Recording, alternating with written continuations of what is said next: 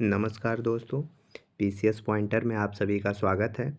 आज हम लोग रट लो सीरीज़ शुरू करने जा रहे हैं, जिसमें विगत वर्षों में आए हुए संविधान से संबंधित क्वेश्चन को कवर किए जाएंगे। चाहे वह आईएएस में पूछा गया हो, चाहे स्टेट पीसीएस में पूछे गए हों या फिर किसी भी एग्ज़ाम में पूछे गए हों, उन सारे क्वेश्चन को वन लाइनर के रूप में इस वीडियो में कंपाइल किया गया है। और ऐसे ही और भी वीडियो संविधान से संबंधित आगे भी बनाए जाएंगे। तो आप लोग इस वीडियो को अंत तक देखें और वीडियो पसंद आए तो इसे लाइक करें और चैनल को सब्सक्राइब करें। आइए इस वीडियो को हम लोग शुरू करते हैं। जैसे कि ये पहला चैप्टर है भारतीय संविधान की ऐतिहासिक पृष्ठभूमि, और यही पहला चैप्टर अगर लक्ष्मीकांत आप लोग पढ़ते होंगे तो उसमें भी यही पहला चैप्टर है। ठीक है, तो अब इसको हम लोग प्रारंभ करते हैं। पहले थोड़ा सा इसके पृष्ठभूमि के बारे में बात कर लिया जाए तो पार करना प्रारंभ कर दिए। लेकिन जो प्लासी का युद्ध 1757 में हुआ, इसमें अंग्रेज़ों की विजय हुई और इस युद्ध में ईस्ट इंडिया कंपनी थी।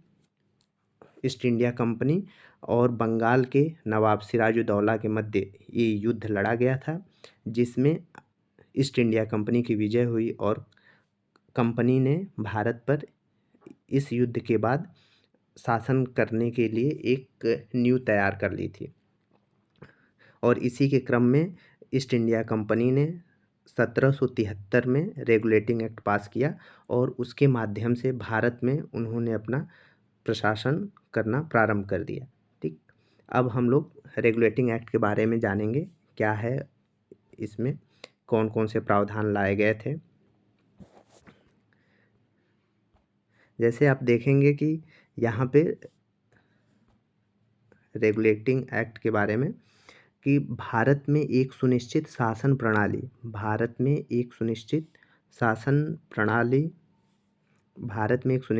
प्रणाली को आरंभ करने वाला अधिनियम जो था उसको क्या बोलते थे, रेगुलेटिंग एक्ट 1773।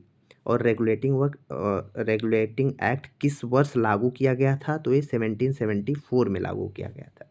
1774 में लागू किया गया था। बंगाल प्रेसिडेंसी के प्रशासन हेतु एक गवर्नर जनरल की नियुक्ति किस अधिनियम के तहत की गई थी, जो बंगाल प्रेसिडेंसी थी, क्योंकि अंग्रेज़ सबसे पहले बंगाल में ही अपना नियंत्रण करना प्रारंभ किए थे। प्लासी का युद्ध जो हुआ था वो बंगाल के ही नवाब सिराजुद्दौला के विरुद्ध हुआ था। तो वहीं पे इन लोगों ने रेगुलेटिंग एक्ट 1773 के तहत गवर्नर जनरल की नियुक्ति प्रारंभ कर दी। नेक्स्ट कह रहा है कि 1773 के रेगुलेटिंग एक्ट के तहत किन अन्य प्रेसिडेंसियों को बंगाल प्रेसिडेंसी के अधीन कर दिया गया, क्योंकि उस समय अंग्रेज 1600 में आ गए थे, तो लगभग 150 साल से अधिक का समय उन्होंने भारत में व्यापार करते हुए उनको हो गया था। तो उन्होंने और भी जगहों पे छोटे छोटे अपने फैक्ट्रीज बना लिए थे, जिनको वो बाद में प्रेसिडेंसी के रूप में जाना जाने लगा। जैसे मद्रास प्रेसिडेंसी और बॉम्बे प्रेसिडेंसी, इन दोनों प्रेसिडेंसी को रेगुलेटिंग एक्ट 1773 के तहत किसके अंतर्गत कर दिया गया, इन दोनों को बंगाल प्रेसिडेंसी के अंतर्गत इन्हें अधीन कर दिया गया। यानी कि जो मद्रास और बॉम्बे प्रेसिडेंसी है, वहाँ का जो गवर्नर जनरल होगा वो अपने स्वतंत्र कोई फैसले नहीं कर पाएगा। अब उसको जो बंगाल का गवर्नर जनरल होगा उसके फैसले के अधीन कार्य करना पड़ेगा। ठीक, अब आगे चलते हैं। तो रेगुलेटिंग एक्ट 1773 के द्वारा गठित गवर्नर जनरल की परिषद में सदस्यों की कितनी संख्या थी, तो उनकी सदस्यों की संख्या कितनी थी, 4 थे। बंगाल का प्रथम गवर्नर जनरल किसे कहा जाता है या किसे बनाया गया था, तो वो वॉरेन हेस्टिंग था। जो बंगाल का प्रथम गवर्नर जनरल कौन था, वो वॉरेन हेस्टिंग था। वह अधिनियम जिसके अंतर्गत भारत में सर्वप्रथम सर्वोच्च न्यायालय की स्थापना की गई थी। वेरी इंपॉर्टेंट क्वेश्चन है ये। सर्वोच्च न्यायालय जो भारत में किस अधिनियम के तहत बनाया गया था, तो क्या रेगुलेटिंग एक्ट 1773 के तहत बनाया गया था। रेगुलेटिंग एक्ट 1773 के द्वारा सर्वप्रथम कहाँ पर सर्वोच्च न्यायालय बनाया गया था, तो कोलकाता में। जो पहला सर्वोच्च न्यायालय कहाँ बना था, कोलकाता में बना था। रेगुलेटिंग एक्ट 1773 के द्वारा स्थापित सर्वोच्च न्यायालय में न्यायाधीशों की कुल कितनी संख्या थी? ये भी इम्पोर्टेंट क्वेश्चन है, इसके पहले एग्जामों में पूछा जा चुका है। उनकी संख्या कितनी थी? 4 थी। और जो उसके मुख्य न्यायाधीश थे, उनके मुख्य न्यायाधीश, एक मुख्य न्यायाधीश थे और 3 अन्य न्यायाधीश थे। फिर रेगुलेटिंग एक्ट 1773 द्वारा स्थापित सर्वोच्च न्यायालय की आधिकारिक क्षेत्र यानी कितने क्षेत्रों पर वहाँ के फैसले मान्य होते थे, जो बंगाल की सर्वोच्च न्यायालय थी। ठीक है, तो उसके कौन कौन से विषय उसमें शामिल थे? तो सिविल मामले थे, आपराधिक मामले, नौसेना से मामले, ये सभी मामले जो सर्वोच्च न्यायालय थी बंगाल की, उसके अंतर्गत शामिल किया गया था। 1773 के रेगुलेटिंग एक्ट द्वारा सर्वोच्च न्यायालय के निर्णयों के विरुद्ध अपील की जा सकती थी। जो सर्वोच्च न्यायालय के निर्णय आते थे, उनके विरुद्ध आप अपील कर सकते थे। कहाँ पे? प्रिवी काउंसिल में। ठीक है, ये भी इम्पोर्टेंट क्वेश्चन है। नेक्स्ट है रेगुलेटिंग एक्ट 1773 की त्रुटियों के परिमार्जन हेतु किस अधिनियम को पारित किया गया था? जो रेगुलेटिंग एक्ट था उसमें कुछ त्रुटियां थी, उन त्रुटियों को सुधारने के लिए कौन सा अधिनियम पारित किया गया था? तो एक्ट ऑफ सेटलमेंट एक्ट 1781 1781 का सेटलमेंट अधिनियम पारित किया गया था। किस अधिनियम के द्वारा ईस्ट इंडिया कंपनी के मामलों को देखने के लिए बोर्ड ऑफ डायरेक्टर्स की स्थापना, किस अधिनियम के द्वारा बोर्ड ऑफ डायरेक्टर्स की स्थापना की गई थी? तो रेगुलेटिंग एक्ट 1773 के द्वारा की गई थी। रेगुलेटिंग एक्ट के बाद रेगुलेटिंग एक्ट में सुधार करने के लिए तो एक्ट ऑफ सेटलमेंट 1781 में आया। फिर उसके बाद आया था पिट्स इंडिया एक्ट, आया था 1784 में। पिट्स इंडिया एक्ट 1784 में आया था। इसमें किस अधिनियम द्वारा ईस्ट इंडिया कंपनी के व्यापारिक और राजनीतिक कार्यों को पृथक कर दिया गया था? तो पिट्स इंडिया एक्ट 1784 के द्वारा जो पहले कंपनी जो थी व्यापारिक कार्य भी देखती थी, राजनीतिक कार्य भी देखती थी, लेकिन पिट्स इंडिया एक्ट के द्वारा राजनीतिक कार्य को अलग कर दिया गया और व्यापारिक कार्य को अलग कर दिया गया था। और जो इसमें अब ये कह रहा है कि जो राजनीतिक नियंत्रण और निरीक्षण हेतु किस संस्था की स्थापना की थी? जो राजनीतिक कार्य देखने के लिए जो एक बोर्ड बनाया गया था, उसे बोर्ड ऑफ कंट्रोल बोलते थे। उसको क्या बोलते थे? बोर्ड ऑफ कंट्रोल बोलते थे। बोर्ड ऑफ कंट्रोल राजनीतिक कार्यों को देखेगा और जो व्यापारिक कार्य देखने वाले थे उनके लिए कौन सा? कोर्ट ऑफ डायरेक्टर्स बने थे। ठीक है, आगे बढ़ते हैं हम लोग। पिट्स इंडिया एक्ट 1784 के तहत पूरब के देशों में ब्रिटिश उपनिवेशों के प्रशासन पर नियंत्रण तथा निरीक्षण का उत्तरदायित्व किसको दिया गया था? बोर्ड ऑफ कंट्रोल को। अभी बताएं कि बोर्ड ऑफ कंट्रोल बनाया गया था कि जो ऐसे जहाँ पे ब्रिटिश द्वारा शासित जो क्षेत्र होते थे वहाँ का जो प्रशासन पर नियंत्रण कौन करेगा? तो बोर्ड ऑफ कंट्रोल के द्वारा किया जाएगा। 1784 में पिट्स इंडिया एक्ट के अधीन गठित किए गए बोर्ड ऑफ कंट्रोल के सदस्यों की नियुक्ति की जाती थी ब्रिटिश सम्राट द्वारा। जो बोर्ड ऑफ कंट्रोल बनाया गया था 1784 में, उसके जो सदस्य होते थे उनकी नियुक्ति वहाँ ब्रिटिश के जो सम्राट होते थे वो करते थे। पिट्स इंडिया एक्ट 1784 के तहत कंपनी के व्यापारिक मामलों के अधीक्षण की अनुमति किसके पास थी? वो बोर्ड ऑफ डायरेक्टर्स की बात थी। इसके पहले मैं आपको बताया था कि जो व्यापारिक कार्यों को देखने के लिए बोर्ड ऑफ डायरेक्टर्स थे और जो इनके जो राजनीतिक या फिर प्रशासनिक नियंत्रण के लिए बोर्ड ऑफ कंट्रोल बनाया गया था, जिसको कि पिट्स इंडिया एक्ट 1784 के तहत बनाया गया था। आगे बढ़ते हैं हम लोग। फिर 1786 का अधिनियम एक आया था। पिट्स इंडिया एक्ट के बाद 1786 में एक अधिनियम आया। गवर्नर जनरल को विशेष परिस्थितियों में अपनी परिषद के निर्णय को निरस्त करने अथवा लागू करने का अधिकार दिया गया था। अब इसमें एक अधिकार दिया गया 1786 में कि जो गवर्नर जनरल होगा वो विशेष परिस्थितियों में जो उसकी परिषद होगी, जो उसकी परिषद अगर कोई निर्णय लेती है तो उसको निरस्त कर सकता है। और ये विशेष अधिनियम किसके लिए बनाया गया था? लॉर्ड कॉर्नवालिस के लिए, क्योंकि इस समय लॉर्ड कॉर्नवालिस भारत का गवर्नर जनरल बन के आया था। ठीक, अब आगे बढ़ते हैं हम लोग। Charter act 1793।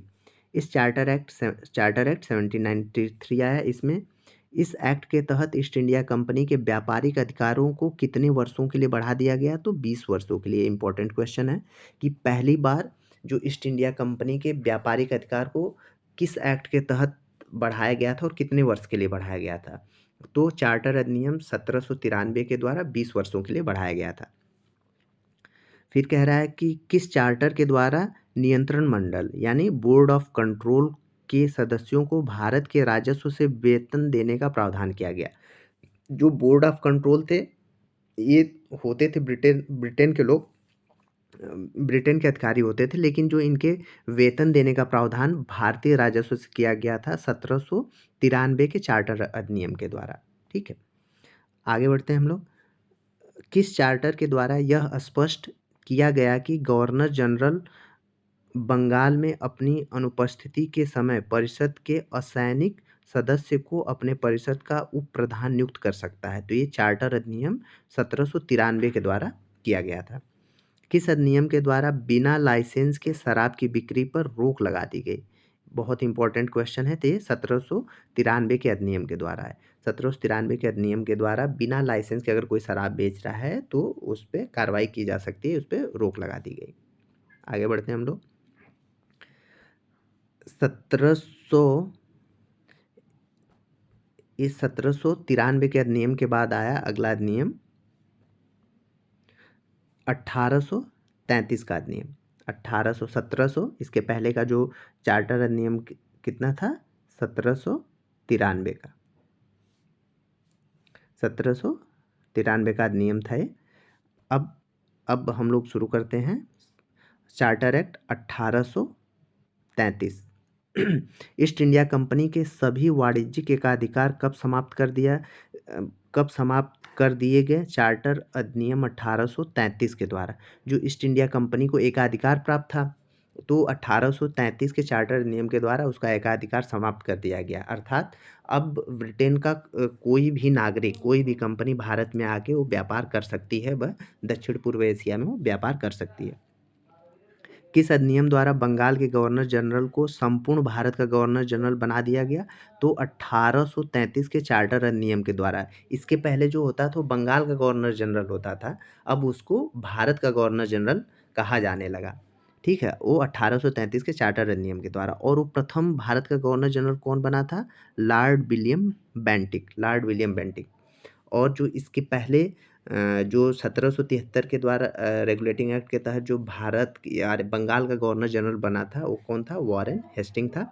और जो प्रथम भारत का गवर्नर जनरल बना वो लॉर्ड विलियम बेंटिक बना। आगे बढ़ते हैं हम लोग। वह चार्टर जिसने बम्बई तथा मद्रास की परिषदों को विधि निर्मात्री शक्ति समाप्त कर दिया था। 1833 का चार्टर अधिनियम।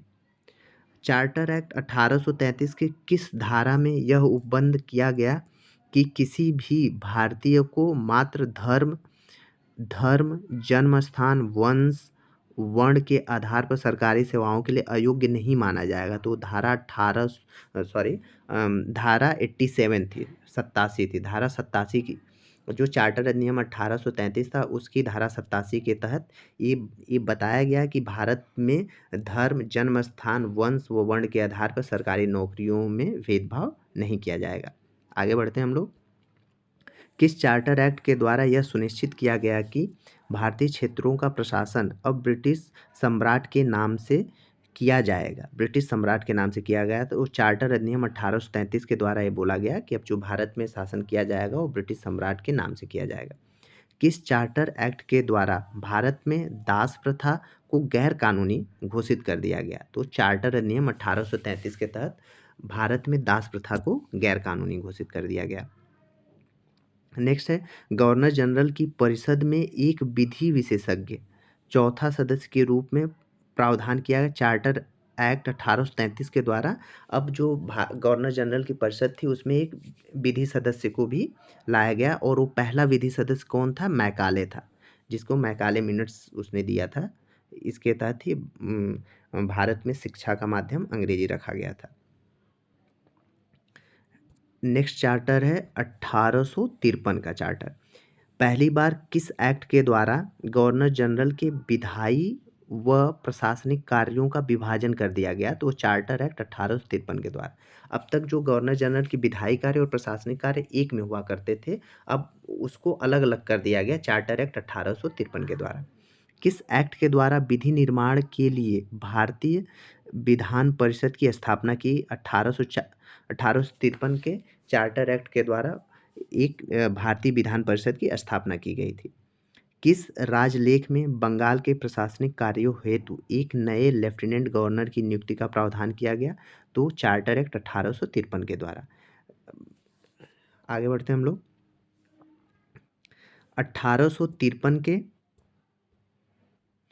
1853 के चार्टर एक्ट के द्वारा सिविल सेवाओं के लिए, इंपॉर्टेंट है, सिविल सेवाओं के लिए प्रतियोगी परीक्षाओं का शुभारंभ हुआ तथा इसे भारतीयों के लिए भी खोल दिया गया।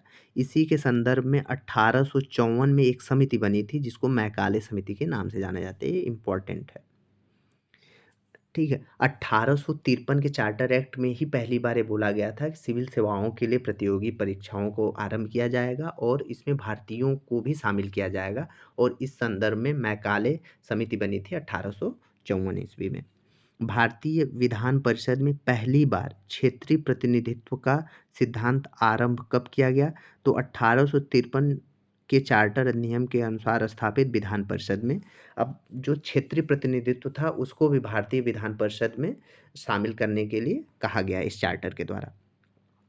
किस राजलेख के द्वारा ब्रिटिश सरकार ने ईस्ट इंडिया कंपनी के निदेशकों से भारत में की जाने वाली नियुक्ति संबंधी शक्ति वापस ले ली? 1853 के चार्टर एक्ट, यानी 1853 के चार्टर एक्ट से पहले जो ईस्ट इंडिया कंपनी के ईस्ट इंडिया कंपनी में जितने भी काम करने वाले लोग थे उनकी नियुक्ति कौन करते थे? उस कंपनी के निदेशक जो होते थे वो करते थे, लेकिन इसको ब्रिटिश सरकार ने वापस ले लिया। अब उसकी नियुक्ति कौन करता था? ब्रिटिश सरकार करती थी। आगे बढ़ते हैं हम लोग। नेक्स्ट क्वेश्चन है, किस अधिनियम द्वारा विधि सदस्य को गवर्नर जनरल की परिषद का पूर्ण सदस्य बना दिया गया? 1853 के अधिनियम के द्वारा जो विधि सदस्य था, जिसको ये पद जो क्रिएट किया गया था 1833 के चार्टर अधिनियम के द्वारा बनाया गया था, अब उसको एक अस्थाई या पूर्ण सदस्य के रूप में बना दिया गया 1853 के अधिनियम के द्वारा। तो इस वीडियो में इतना ही दोस्तों। थैंक यू सो मच, आप लोगों ने इस वीडियो को देखा। अगर वीडियो पसंद आया हो तो प्लीज़ इसे लाइक करें और चैनल को सब्सक्राइब करें।